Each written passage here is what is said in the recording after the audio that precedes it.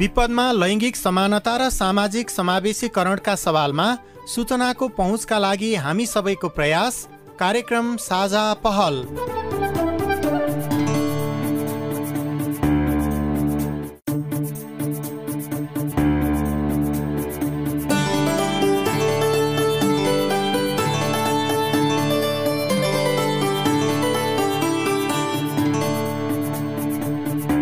नमस्कार। रेडियो कार्यक्रम साझा पहलमा तपाईलाई हार्दिक स्वागत छ। म सुशीला श्रेष्ठ अनि म उषा तामाङ। कार्यक्रम साझा पहल महिला, लैङ्गिक अल्पसंख्यक, अपाङ्गता भएका व्यक्ति र सीमान्तकृत समुदायमा सूचनाको पहुँच पुर्याउने उद्देश्यले तयार पारिएको कार्यक्रम हो। अहिले कोभिड-19 नियन्त्रणमा आएको जस्तो देखिएको छ, तर यसले महिला तथा सीमान्तकृत वर्गमा आर्थिक, सामाजिक तथा मानसिक रूपमा गहिरो प्रभाव छोडेर गएको छ। कार्यक्रममा हामी कोभिड-19 को प्रभाव, लैङ्गिक समानता र सामाजिक समावेशीकरण जेसीको बारेमा छलफल गर्नेछौं। लैङ्गिक समानता र सामाजिक समावेशीकरण दृष्टिकोण भन्नाले हामी यस कार्यक्रममा महिला, सीमान्तकृत वर्ग, बालबालिका, ज्येष्ठ नागरिक, अपाङ्गता भएका व्यक्ति, एकल महिला, लैङ्गिक अल्पसंख्यक, विभिन्न प्रकारका हिंसाबाट प्रभावित भएका महिला तथा किशोरी, दीर्घरोगी, गर्भवती तथा सुत्केरीका सवालहरूलाई प्राथमिकता दिनेछौं। सँगै लैङ्गिक हिंसा तथा जातीय विभेद, मानव बेचबिखनबाट प्रभावित भएका व्यक्तिहरू, सामाजिक, आर्थिक तथा नागरिक अधिकारबाट वञ्चित भएका व्यक्तिहरूको भोगाई, उनीहरूका अपेक्षा, पुनरुत्थानका लागि सरकारवालाले के गर्न सक्छन्, विज्ञसँगको परामर्श, साथै सरकारका योजना, लक्षित वर्गको पहुँच र कार्यान्वयनको अवस्थाबारे खोजी गर्नेछौं। साथै कोभिडबारे फैलिएका अफवाहहरू, भ्रम र गलत जानकारीलाई सम्बोधन गर्दै वास्तविक विज्ञसँगको सवाल जवाफ पनि प्रस्तुत गर्नेछौं र सबैको पहुँचमा आवश्यक सूचना पुर्याउने प्रयत्न गर्नेछौं। युएन ओमनको सहयोगमा ल्याक नेपाल र अकोराबको साझेदारीमा उत्पादन गरिएको कार्यक्रम साझा पहल CIN मार्फत सामुदायिक रेडियोबाट देशैभरि CINखबर.com र मोबाइल एप CINमा पनि चाहेको बेला तपाईँ विश्वभरि नै सुन्न सक्नुहुन्छ। साथै CIN को फेसबुक पेजमा गएर सांकेतिक भाषामा हेर्न पनि सक्नुहुनेछ। कार्यक्रम साझा पहलको चौथो भागमा आज हामी विपदको समयमा हुने लैङ्गिक हिंसाको अवस्था, अपाङ्गता भएका व्यक्ति, लैङ्गिक तथा यौनिक अल्पसंख्यक तथा सीमान्तकृत समुदायमाथि भएका शारीरिक तथा मानसिक यातना, हिंसा भएमा के गर्ने, हिंसाका कानूनी तथा नीतिगत व्यवस्था र हिंसा प्रभावितलाई न्यायमा पहुँच पुर्याउन नीतिगत व्यवस्थामा के सुधार गर्न सकिन्छ, उजुरी दिनुपर्छ भनेर हामीले भनेका पनि छौं र उहाँले त्यो गर्नु पनि भएको छ र अझ पनि यो चाहिँ सशक्त रूपले लानुपर्ने चाहिँ मेरो बुझाइ छ। विपदका समयमा लैङ्गिक हिंसाका सवालहरू कस्ता थिए? लैङ्गिक हिंसाका सवाललाई सम्बोधन गर्न आएका समस्या र चुनौती? त्यो निवेदन हाल्नु पर्छ या त कतै चोटपटक हुनु पर्छ, ब्लड सलड आएको हुनु पर्छ, तबै थानावालाले पक्राउ गर्छ। त्यस्तो मैले भने पिट्छ, पिठीहरूमा कसरी ब्लड आउँछ, मान्छेले मरेपछि नै कानुन लाग्छ हैन सर? विपदका समयमा हिंसाबाट प्रभावितहरूको न्याय तथा सूचनामा पहुँच पुर्याउन तिनै तहका सरकारले गरेको पहल। यो महिला बालबालिका मन्त्रालयले पनि यसपालि हिंसा विरुद्धको अभियानलाई विशेष ध्यान दिने, विशेष सक्दो सञ्चालन गर्ने नीति लिएको छ। लैङ्गिक हिंसा भएमा कहाँ र कसरी उजुरी गर्न सकिन्छ? लैङ्गिक हिंसा विरुद्ध नेपालको कानूनी तथा नीतिगत व्यवस्था के? यदि महिला हिंसा भयो भने महिला हिंसा विरुद्धको कानून छँदैछ। सरासर जाहेरी लिएर जहाँ जुन जिल्ला हुनुहुन्छ त्यो जिल्लाको प्रहरी कार्यालयमा आउन सक्नुहुन्छ।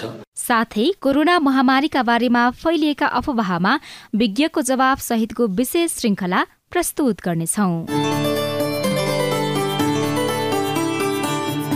यति बेला नेपालमा कोरोना महामारी केही नियन्त्रणमा आएको जस्तो देखिए पनि यसले महिला, यौनिक तथा लैङ्गिक अल्पसंख्यक लगायत सम्पूर्ण सीमान्तकृत वर्गमा नकारात्मक प्रभाव छोडेको छ, जुन अझै कम हुन सकेको छैन। एकातिर आय आर्जनको बाटो बन्द हुँदा जीवन धान्न सङ्घर्ष गर्नु परिरहेको छ भने अर्कातिर विपदका समयमा उनीहरूमाथि हिंसा र दुर्व्यवहारका घटना पनि उल्लेख्य बढेको छ। महिला, बालबालिका तथा ज्येष्ठ नागरिक सेवा निर्देशनालय प्राय नेपाल प्रहरीको तथ्याङ्क अनुसार महामारीको उच्चतम बिन्दुको समयमा 19,013वटा लैङ्गिक हिंसाका घटना दर्ता भएका थिए, जसमा सबैभन्दा बढी 14,232 घरेलु हिंसाको उजुरी दर्ता भएको छ। जबरजस्ती करनेको 2,532वटा घटना दर्ता भएका छन् भने बहुविवाहका 875वटा घटना दर्ता भएका छन्। जातीय छुवाछुतको 39, मानव बेचबिखनको 134 घटना दर्ता भएको तथ्याङ्कले देखाउँछ। सर्लाहीमा पनि महामारीका समयमा 352 लैङ्गिक हिंसाका उजुरी दर्ता भएका छन्, जसमा 261 उजुरीमाथि कारवाही गरिएको छ। साथी जनार्दन खत्रीको रिपोर्ट।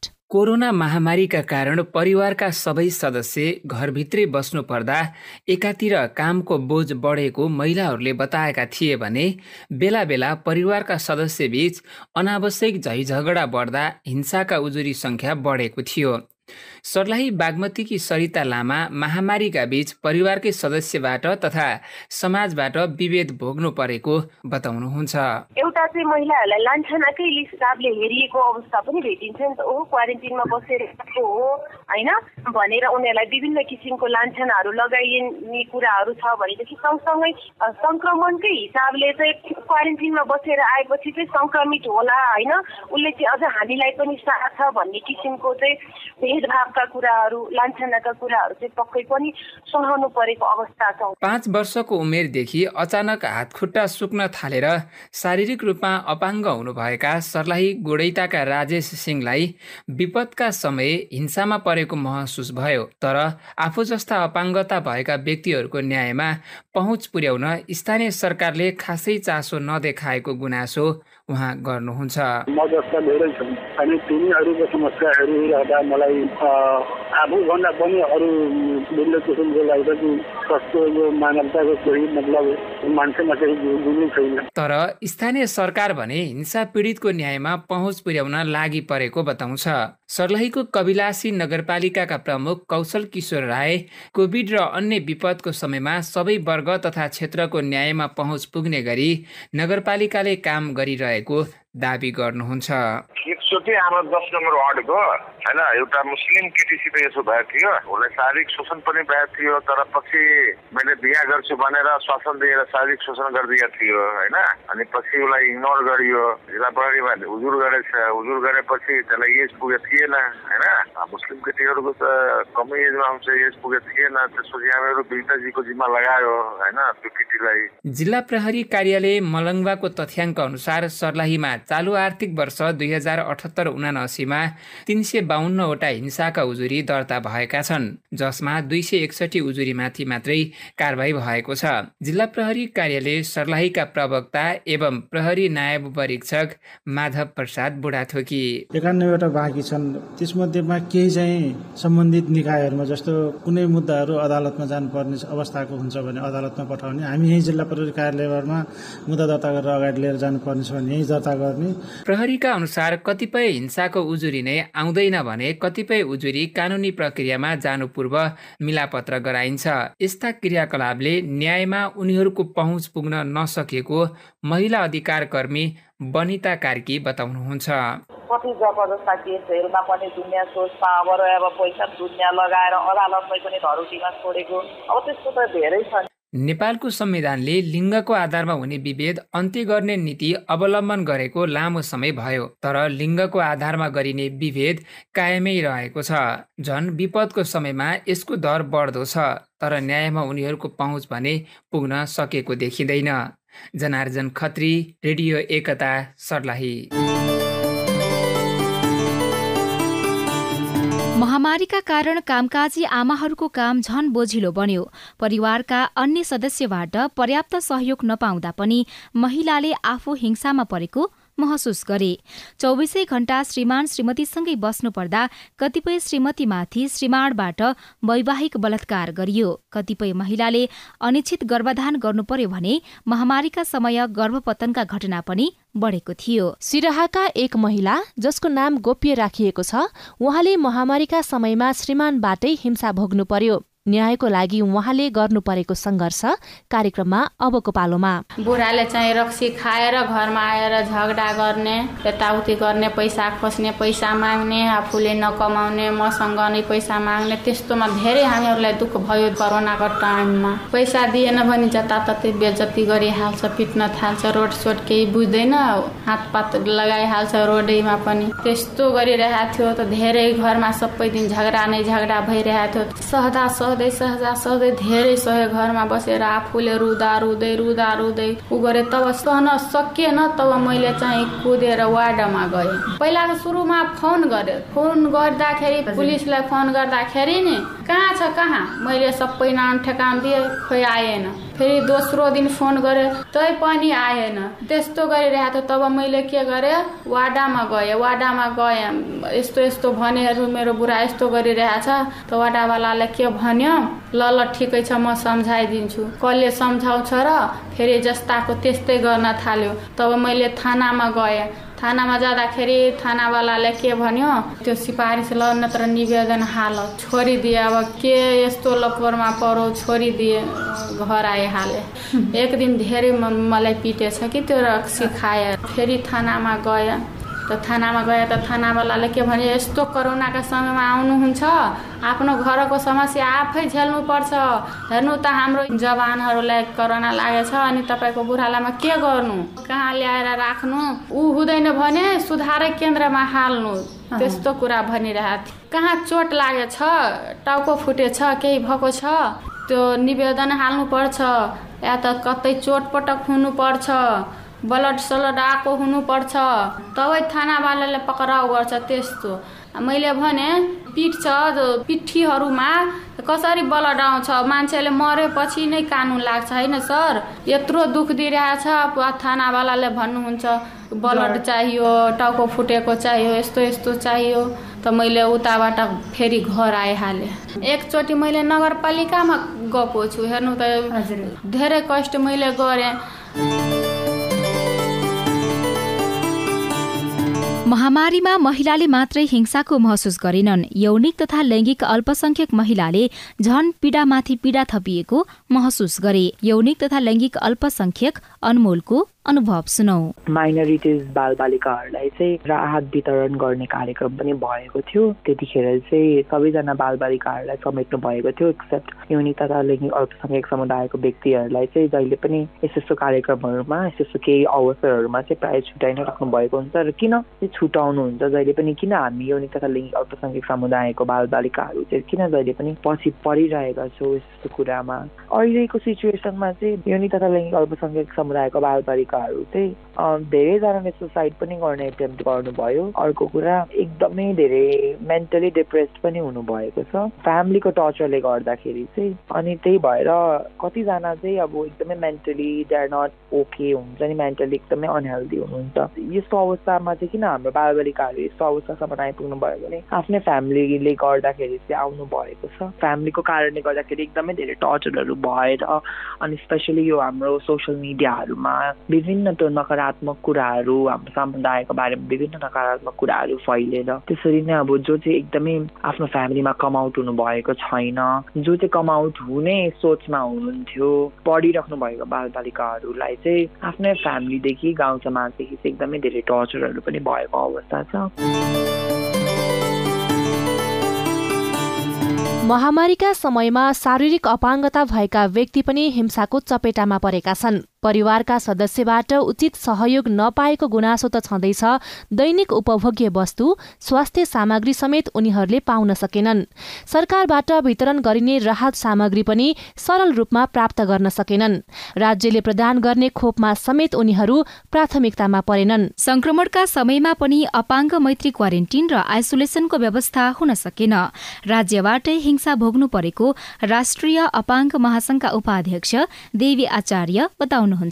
यो कोरोनाको कारणले गर्दा हाम्रो म एउटा मेरुदण्ड पक्षघात भएको व्यक्ति, त्यो एकदमै मलाई अहिले भन्दा पनि एकदमै धेरै काहली लाग्दो अवस्था थियो। जुन राहत सामग्री कुराहरू वितरणका कुराहरूमा चाहिँ जुन राज्यको चाहिँ अपाङ्गता भएका व्यक्तिहरूप्रति जुन दृष्टिकोण नपरेको, स्वास्थ्य सामग्री हाम्रो पहिलो प्राथमिकता हो। दाल चामल जुन सरकारले एउटा वडा स्तरीय रूपबाट बाँडिराखेको थियो भने हाम्रो वर्गलाई चाहिँ त्यो दाल चामल भन्दा पनि महत्त्वपूर्ण कुरा चाहिँ हाम्रो diaper, catheter, urine bag, CIC पाइपहरू हो। जुन 2-2 घण्टामा हामीलाई पिसाबहरू निकाल्न पर्ने, टोयलेटहरू गर्न पनि हामीलाई इक्विपमेन्टहरू, औषधिहरू चाहिने, त्यो कारणले गर्दाखेरि हामीलाई एकदमै धेरै गाह्रो भएको थियो भने राहत सामग्रीमा पनि व्हिलचेयर युजरहरूको पहुँच नपुग्ने, खानाहरू चामलहरू सकिएर घरमा परिवारहरू एकदम अस्तव्यस्त भइरहेको अवस्था।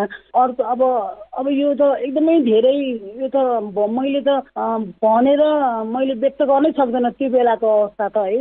जुन सरकारले चाहिँ अपाङ्गता भएका व्यक्तिहरू अझ त्यसमा पनि सिभियर अपाङ्गता भएका व्यक्तिहरू जो व्हिलचेयर प्रयोग गर्ने हुनुहुन्छ, हातखुट्टा नचल्ने हुनुहुन्छ, दिशा पिसाब सँगै बेडमै गरेर बस्ने हुनुहुन्छ, उहाँहरूलाई दैनिक रूपमा स्वास्थ्य सामग्री नभइकन उहाँ बाँच्न सक्ने, पिसाब फेर्न नसक्ने अवस्थाका व्यक्तिहरूले सरकारको के पाउनु भयो त? सरकारबाट कस्तो खालको राहत पाउनु भयो त उहाँले? एकजना व्यक्तिले सरकारको राहत कस्तो खालको पाउनु भयो त उहाँले? प्राथमिकतामा राखेको भए त उहाँको निड बेसमा पाउनुहुन्थ्यो होला नि। एउटा विश्राम बसेको व्यक्तिको एउटा सिआइसी पाइप नभएर होइन, एउटा पिसाब फेर्ने पाइप लगाएर पिसाब फेर्नुपर्छ, त्यो पाइप नभएर फेरि पब्लिकले नै लगिदिएर जानुपर्ने, साथी सङ्गीले नै लगिदिएर जानुपर्ने अवस्था भनेपछि त्यो वडा कार्यालयले वडामा रहेको अपाङ्गता भएको व्यक्तिहरूको अवस्था कस्तो छ भनेर कसरी खै त बुझ्नु भएको? किनभने यो विपद त भोलि पनि आउन सक्छ।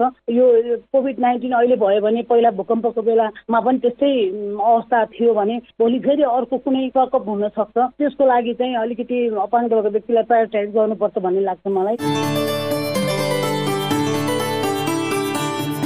मकवानपुरमा पनि विपदका समयमा लैङ्गिक हिंसा बढेको स्थानीय अधिकार कर्मीहरू बताउँछन्। रोजगारी गुमाउनेमा पुरुषको तुलनामा महिलाहरू बढी छन् भने महामारीका समयमा आधा पारिश्रमिकमा समेत काम गर्नु परेको उनीहरूको भनाइ छ। विपदका समयमा लैङ्गिक हिंसाका सवालहरू कस्ता थिए? लैङ्गिक हिंसाका सवाललाई सम्बोधन गर्न आएका समस्या वा चुनौती के छन्? हिंसा भएमा कहाँ र कसलाई उजुरी गर्न सकिन्छ भनेर साथी सम्झना श्रेष्ठले महिला सशक्तिकरण तथा गरिबी निवारण समूह नेपालका अध्यक्ष इन्दिरा नेउपानेसँग कुराकानी गर्नुभएको छ। यसको असर चाहिँ समग्रलाई भयो, तर अझ पनि भन्नुपर्दा चाहिँ महिलालाई चाहिँ विशेष चाहिँ यो कोरोनाले चाहिँ धेरै प्रभाव परेको चाहिँ हामीले प्रत्यक्ष अप्रत्यक्ष रूपमा चाहिँ हामीले देखेका छौँ। अनेकौँ हिंसाका घटनाहरू हामीले सुनेका छौँ र धेरै चाहिँ अझ भन्नुहुन्छ भने जस्तो बेरोजगारीका समस्याहरू चाहिँ महिलामा प्रत्यक्ष अप्रत्यक्ष चाहिँ जस्तो अब पुरुष दाजुभाइहरू चाहिँ तपाईँको विदेश जानुभएको थियो र बाहिर काम गर्ने अवस्था नभएर चाहिँ घरमा फर्केरै आउँदा पनि त्यो किसिमको एक किसिमको आर्थिक अभावमा त्यो महिलाले प्रत्यक्ष भोग्नु नै परेको थियो। र धेरै भन्दा धेरै चाहिँ यो कोरोनाको महामारीमा चाहिँ हामीले चाहिँ सुन्यौँ त्यहाँ चाहिँ बालबालिकाले प्रत्यक्ष रूपमा चाहिँ हिंसा भएका छन्, महिलालाई पनि हिंसा भएको छ र हस्पिटलमै पनि कोरोनाकै वाहनमा कोरोना हुँदैखेरि पनि तपाईँको हस्पिटलमै पनि चाहिँ डक्टरहरूद्वारा पनि चाहिँ तपाईँलाई हिंसा भएको हामीले सुनेका छौँ। र धेरैभन्दा धेरै हामीले गाउँमा काम गर्न जाँदा पनि अब तपाईँको त्यो समस्या अर्को पनि एउटा कुरा तथ्याङ्क पनि आएको थियो र धेरै चाहिँ डेलिभरी र अनिश्चित गर्भधारण गरेर चाहिँ गर्भपतन गराएको पनि धेरै रेकर्ड आयो भने हामीले मिडियाहरूमा पनि सुनेका थियौँ। यी यावत कुराले चाहिँ महिलालाई काहीँ न काहीँ प्रत्यक्ष नै रूपमा चाहिँ कोरोनाले चाहिँ प्रभाव पारेको मैले बुझेको छु। यी र यस्ता खालका हिंसा भएका छन्। कोरोनाको नाममा जेसुकै नाममा पनि कोही मान्छे चाहिँ लैङ्गिक हिंसाबाट पीडित हुनु परेको छ भने उहाँले चाहिँ कहाँ उजुरी गर्ने, कता उजुरी गर्ने? जुनसुकै बेला पनि तपाईँको महिला हिंसाहरू जुनसुकै घरमै पनि तपाईँको महिला हिंसा भइरहेको छ। आफ्नै बालबालिका पनि तपाईँको घरबाट चाहिँ पीडित भएको अवस्था छ, दाजुभाइबाट अवस्था पीडित भएको अवस्था छ, छिमेकीबाट पीडित भएको अवस्था छ। जबसम्म हामीले हाम्रो बच्चाहरूलाई या हामीले हाम्रो समाजका महिला दिदीबहिनीलाई यो है गलत भनेर हामीले सिकाउँदै गर्छौँ भनेदेखि हामीले सिकाउँदैखेरि हामीले चाहिँ तपाईँहरूलाई यो अन्याय पर्दै हेर्दाखेरि चाहिँ तपाईँले त्यहाँ एउटा समाजमा पनि कोही महिलाको नेतृत्व गरिरहेको हुन्छ, कोही सबै पुरुष दाजुभाइ पनि गलत हुनुहुन्न, त्यहाँ उहाँ पनि उहाँहरूलाई भन्न सकिन्छ। र सँगसँगै महिला सेलहरू छ, माइती नेपाल छ, तपाईँको आएर पुलिस प्रशासन छ र सामाजिक संस्थामा काम गर्ने जो चाहिँ प्रत्यक्ष महिलाका सरोकार बालबालिकाका सरोकारमा काम गर्ने हुन्छ, उहाँहरू समक्ष चाहिँ उहाँहरूले उजुरी दिनुपर्छ भनेर हामीले भनेका पनि चाहन्छौँ र उहाँले त्यो गर्नु पनि भएको छ र अझ पनि यो चाहिँ सशक्त रूपले लानुपर्ने चाहिँ मेरो बुझाइ छ। तपाईँ यति बेला रेडियो कार्यक्रम साझा पहल सामुदायिक सूचना नेटवर्क CIN मार्फत देशभरका विभिन्न सामुदायिक रेडियो र मोबाइल एप CIN र CINखबर.com मार्फत सुन्दै हुनुहुन्छ। तपाईलाई पनि विपदका बेला आफूले भोगेका समस्याहरू सुनाउन मन छ या सरकारसँग आफ्नो अपेक्षा, प्रश्न, गुनासो वा जिज्ञासाहरू छन् भने हाम्रो फोन नम्बर 01-5260-646 मा फोन गरेर आफ्नो कुरा राख्न सक्नुहुनेछ। कसैलाई शारीरिक, मानसिक, यौनजन्य वा आर्थिक हिंसा गर्नु वा यातना दिनु दण्डनीय अपराध हो। कोरोना भाइरस लगायतका महामारी वा विपदको अवस्थामा विभिन्न खाले लैंगिक हिंसा बढ्न सक्छन्। त्यस्तो हिंसाबाट पीडित हुनुभएको छ वा अरू पीडित भएको थाहा पाउनु भएको छ भने नेपाल प्रहरीको पैसा नलाग्ने फोन नम्बर 100 अथवा राष्ट्रिय महिला आयोगको 1145 मा फोन गरी सहयोग लिनुहोस्। कार्यक्रममा अब नेपालमा लैंगिक हिंसा विरुद्धको कानूनी प्रावधानको चर्चा गरौं। लैंगिक हिंसा अनैतिक, कानून विपरीत एवं मानवाधिकारको उल्लंघन हुने कार्य हो। यसलाई निवारण गर्न सरकारले नीतिगत, कानूनी तथा संस्थागत संयन्त्रहरूको निर्माण गरेको छ। स्थानीय तहदेखि केन्द्रसम्म हिंसाको विरुद्ध उजुरीहरू दिन सकिने व्यवस्था छ भने आरोपित दोषी ठहरिए कसुर अनुसार दण्ड जरिवानाको समेत व्यवस्था गरिएको छ। बाजुराबाट साथी नन्दा थापाले अधिवक्ता पूर्णबहादुर रावतसँग कुराकानी गर्नुभएको छ।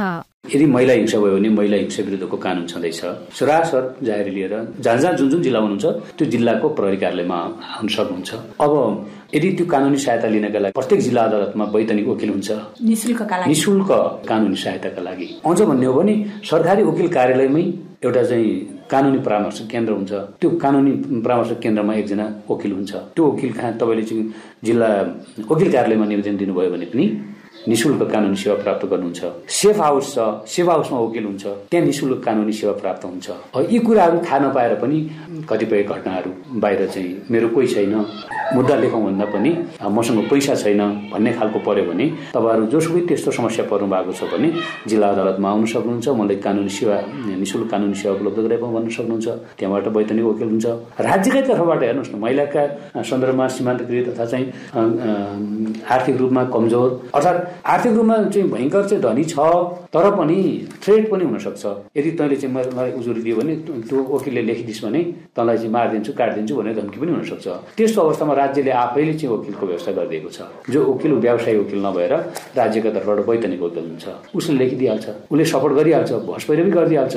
त्यस कारणले कोही पनि दिदीबहिनीहरू पैसा नभएका कारणले आफूलाई चाहिँ कसैको थ्रेट अथवा चाहिँ कसैको दबाव प्रभाव धाक धम्की भएका कारणले कसरी चाहिँ कानुनी सेवा उपलब्ध होला, पैसा छैन भन्ने कुराले चाहिँ खुम्चिनु पर्दैन।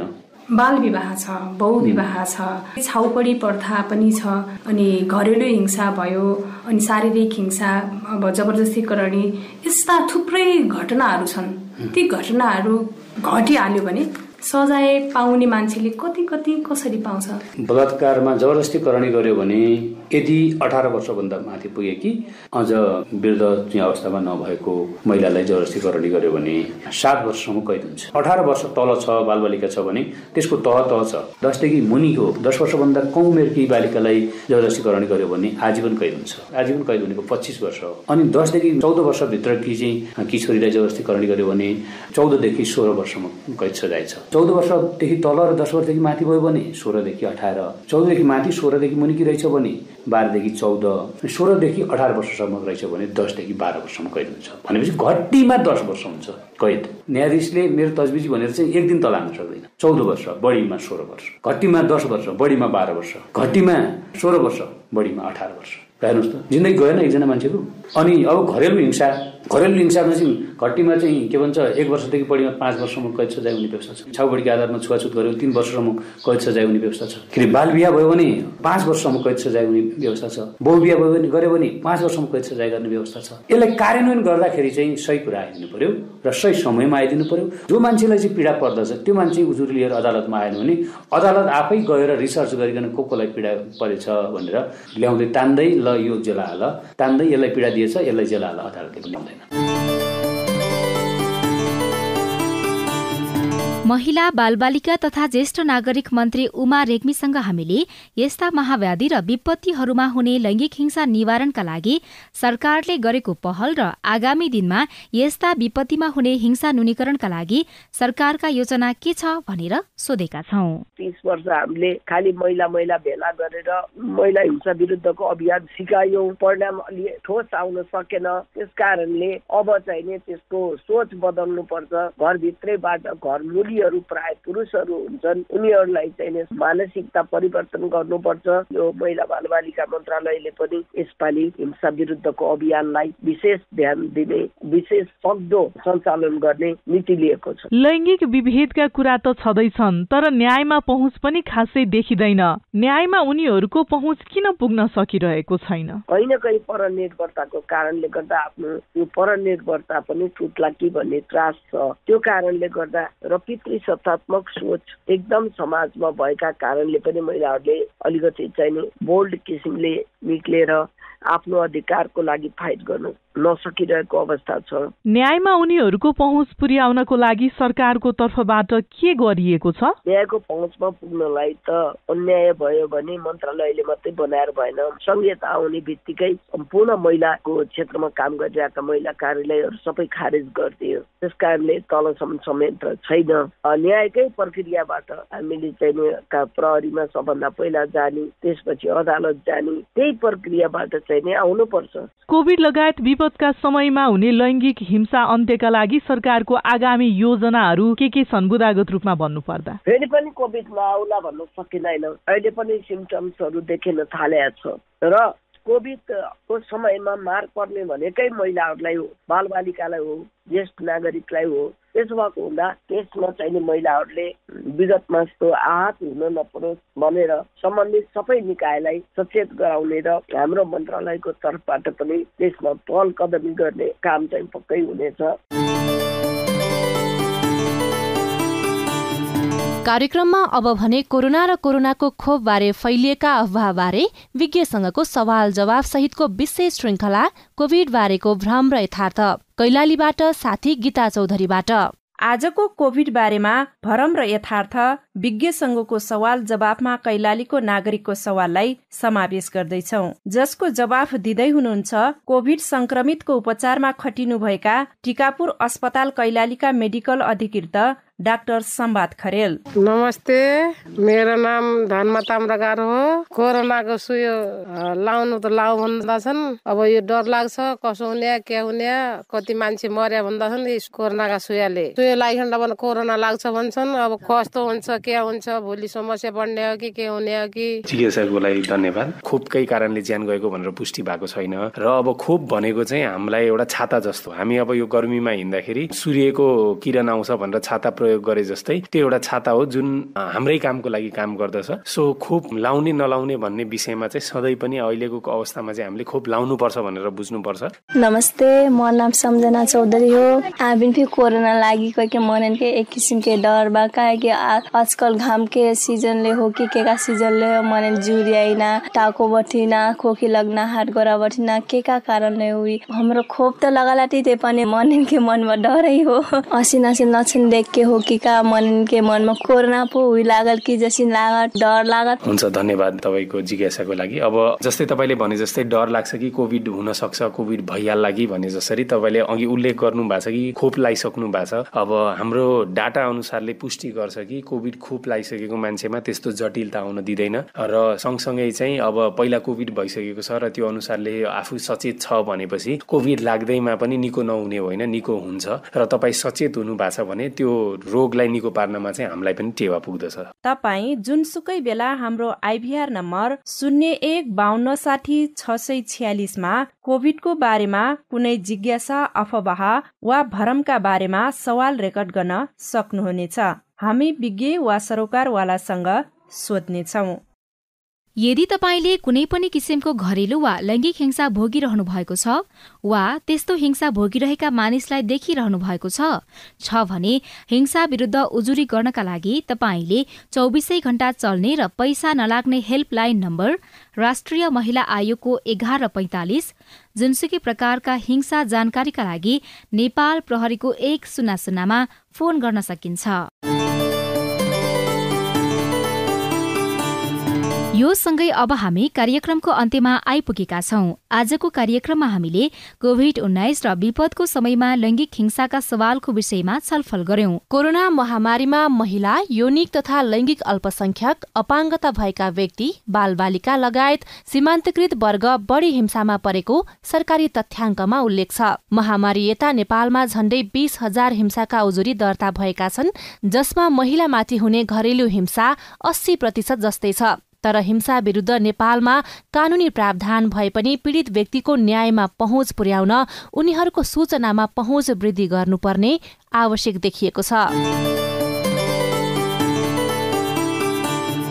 आजका लागि प्राविधिक साथी सुभाष पन्तलाई धन्यवाद। साथै कार्यक्रमलाई सांकेतिक भाषामा अनुवाद गर्ने साथी उमा पौडेललाई पनि धन्यवाद दिँदै अहिलेको रेडियो कार्यक्रम साझा पहलबाट म उषा तामाङ अनि म सुशीला श्रेष्ठ पनि बिदा भएँ। नमस्कार।